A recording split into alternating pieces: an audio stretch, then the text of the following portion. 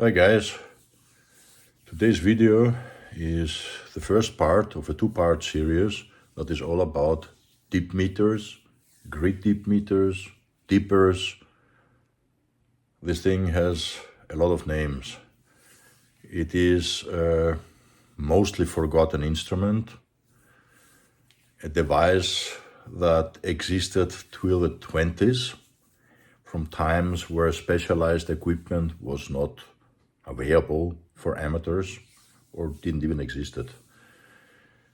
The naming comes from its functionality on how it works.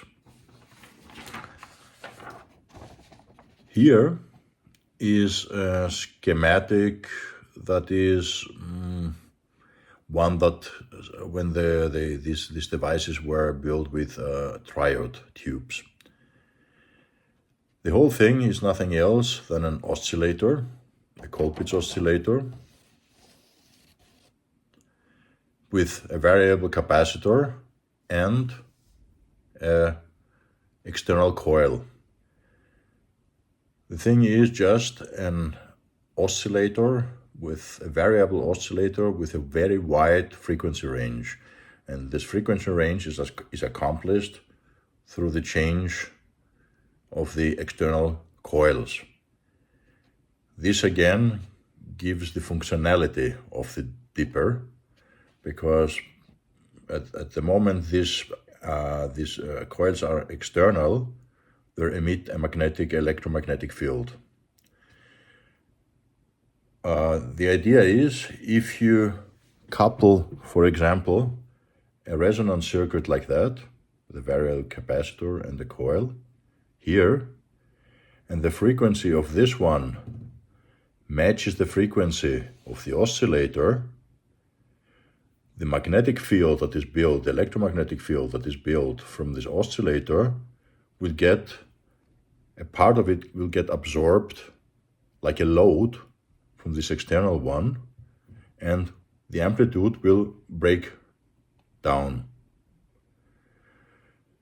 This is then shown here from the meter that is connected here. And why it is called a grid DIP meter? It's because from the beginnings, when we had tubes, because it was showing the amplitude, the current amplitude changes of the grid resistor. The current goes like that. The current produces an voltage and controls the tube, the whole oscillator. This is why it's called grid DIP meter at that time.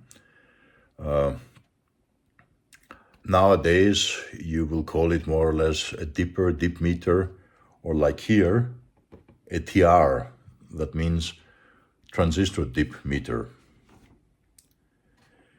The DIP meter itself consists of mostly three parts.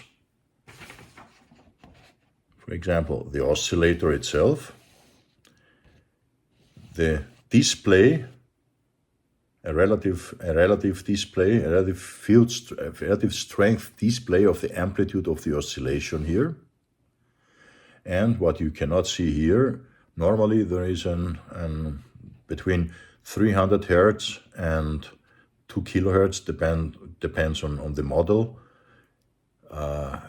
audio modulator that modulates the whole the whole oscillator, that AM modulates the whole oscillator. That's like a pilot tone. When you insert it, for example, 455 kilohertz as the first IF on an AM receiver, you can hear a pilot tone on the at the speakers.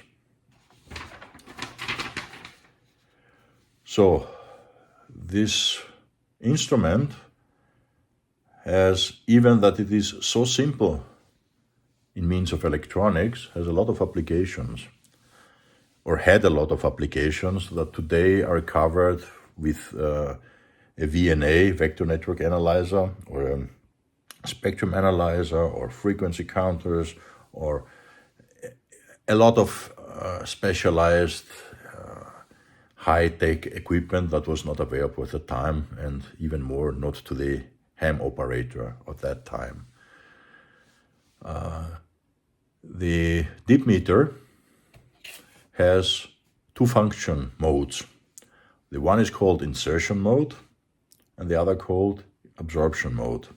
In the insertion mode, this thing works as an oscillator.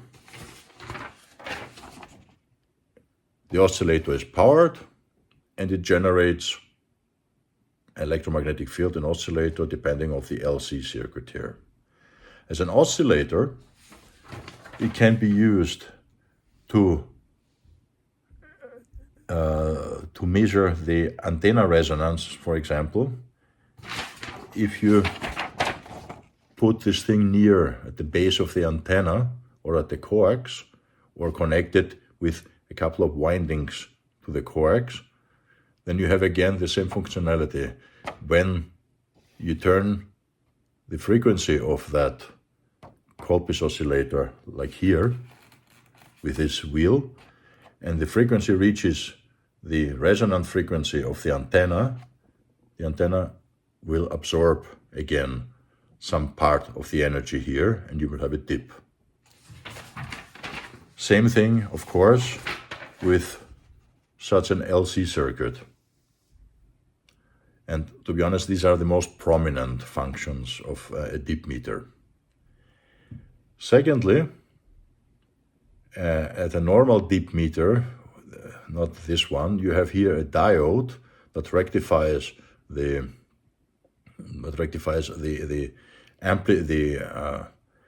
oscillation and makes a DC voltage and goes to the instrument. This same thing, of course, can happen. So instead of the instrument, you can use a crystal earpiece or something, and you will have a receiver. And then we are at the absorption mode.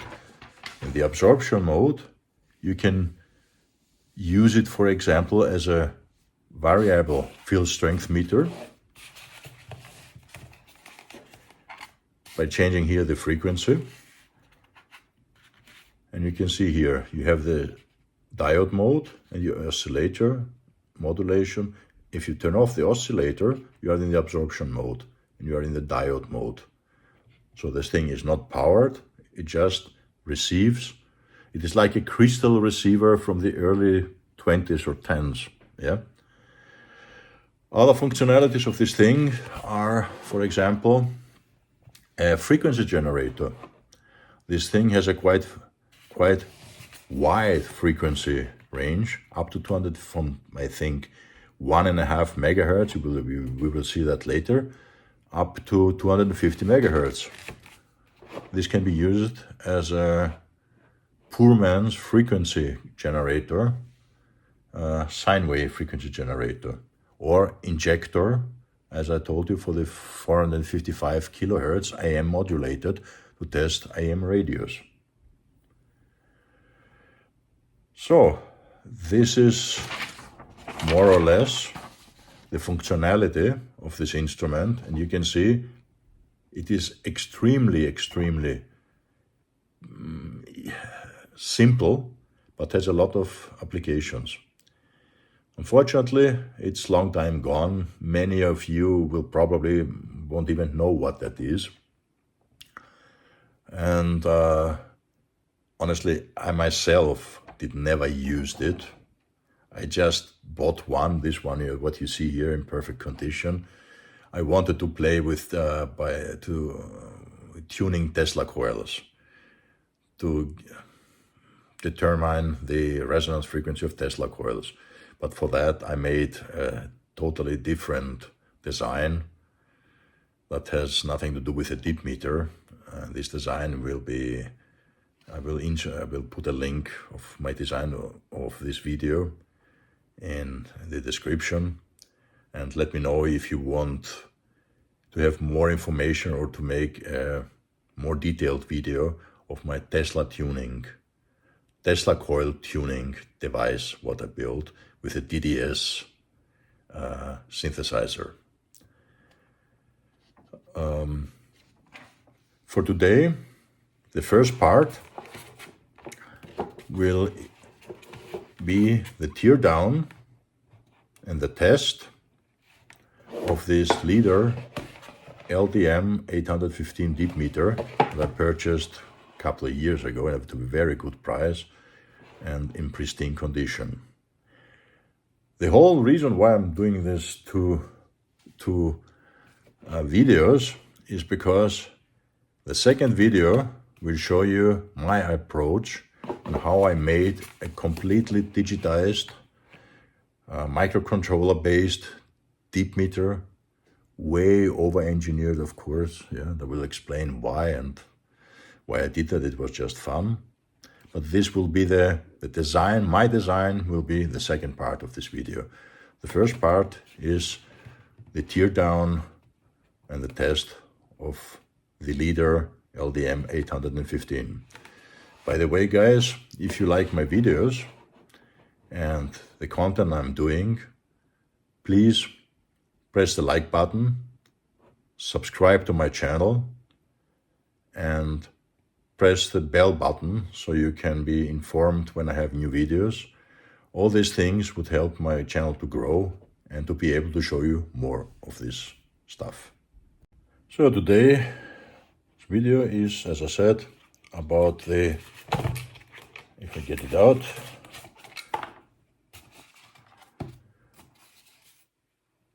the LDM-815 from LEADER. This is how it looks. You have 6 scales that corresponds to the 6 coils. I will show you in a jiffy.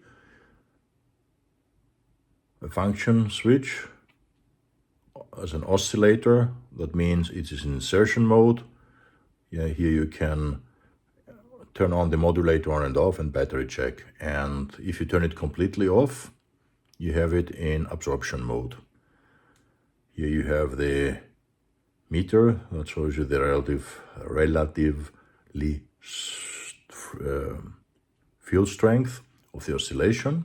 And then you have the connector for the coils, and you have 6 coils ranging from 1 to 1.5 megahertz to 250 megahertz.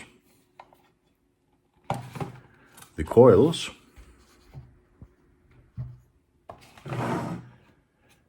look like that.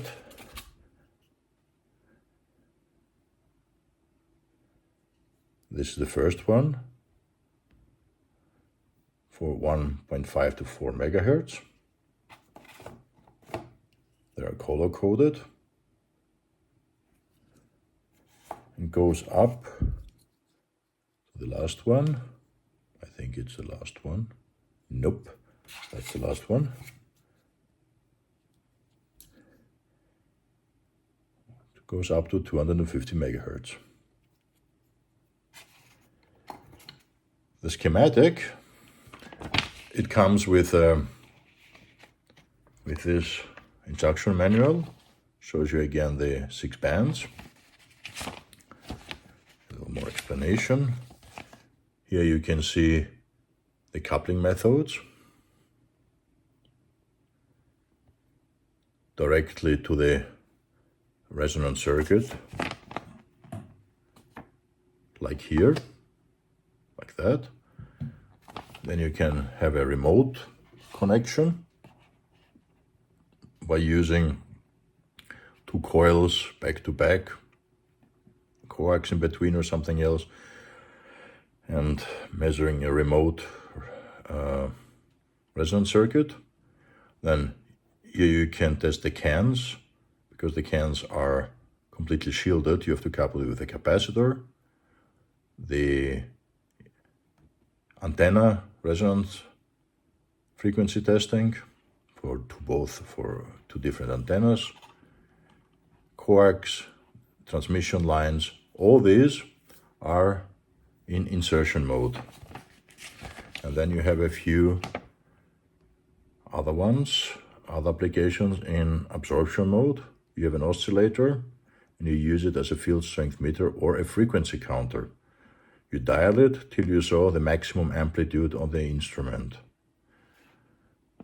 field strength meter, output of the transmitter antenna. This is quite a problem because it can massively overload this thing. Same here, tuned circuit. And as a standard power level meter, using either only the coil itself or with a small antenna coupled on it. And now, soon, we have the schematic. So this is the schematic. Very, very, very simple. You have the Colpitts oscillator here, the antenna, the coil, the changeable coil. Then you have a diode that rectifies the oscillation, the AC oscillation, and goes either to an analog output where you can hear a demodulated, AM demodulated broadcast, AM modulated broadcast, demodulated, yeah, or to the meter itself. And the second part is nothing else, a T oscillator, where at the moment, I don't know, it is, I think, a few hundred hertz, 300 or 400 hertz, I don't know, I have to check the manual, what it says. This is the audio modulator. It is an option, you can switch it on or off. Okay, let's see what is inside. So, this is how it looks without the side panels. I took off the side panels, these two ones. You see the battery, the meter. It is very, very, very simple build.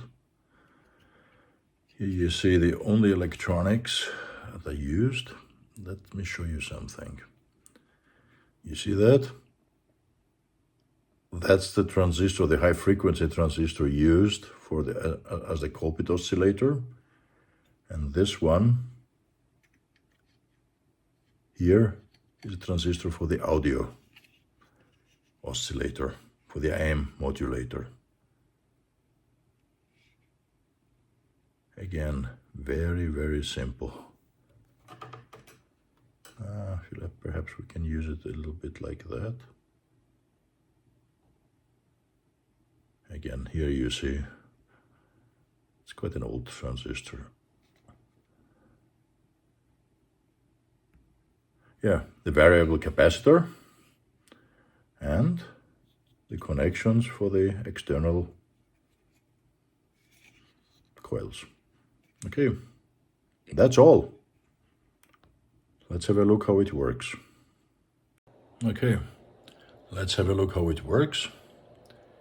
I coupled the resonance circuit with the coil that is between 6 and 18 megahertz, because I know in the closed position the capacitor is in the resonant frequency is around 10 megahertz. I set the meter, the sensitivity, to 3/4. And now let me turn the frequency dial.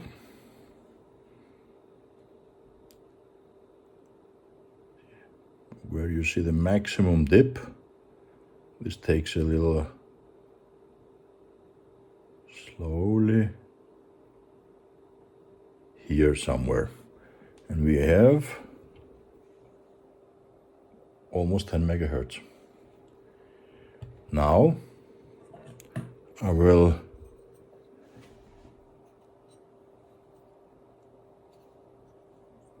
open the capacitor maximum, that is the highest frequency, that's almost 37 megahertz or something.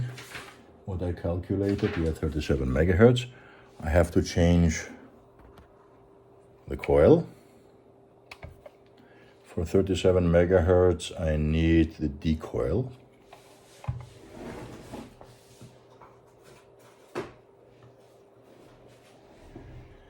This is this one.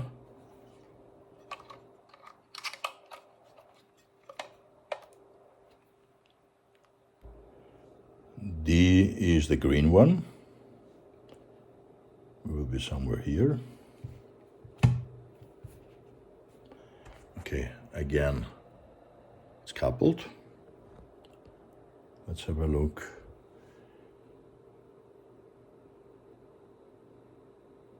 See, it is very sensitive. Here we have the maximum dip. Let's do it again. Come on.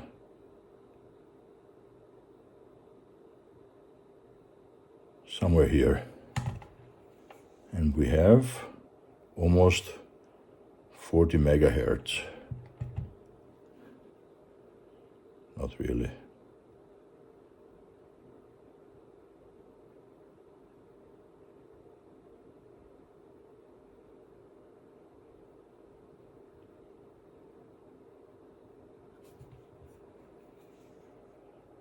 Yeah, almost 40 megahertz, 37 to 40 megahertz. I think I miscalculated that. So, and now, to see if the frequency is what it says, almost 40 megahertz here.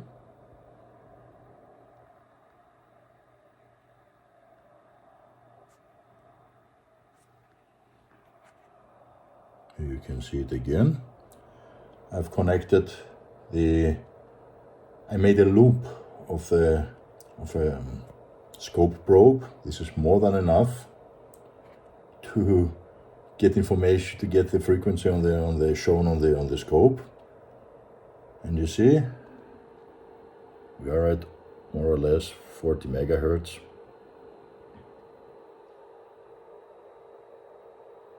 On the scope. Well, this is for today, guys. Again, if you like my videos, please press the like button, subscribe my channel, and use the bell button, so you get informed when I have a new video. All these things will help my channel to grow a little bit, and helps me to show you much more of the stuff that I have to show you. Again, this was the first of a two-part videos. The second part will be my interpretation, my design of a fully computerized or microcontroller-based DIP meter. Okay, guys, have a nice day. Wish you again a great year 2024. Cheers.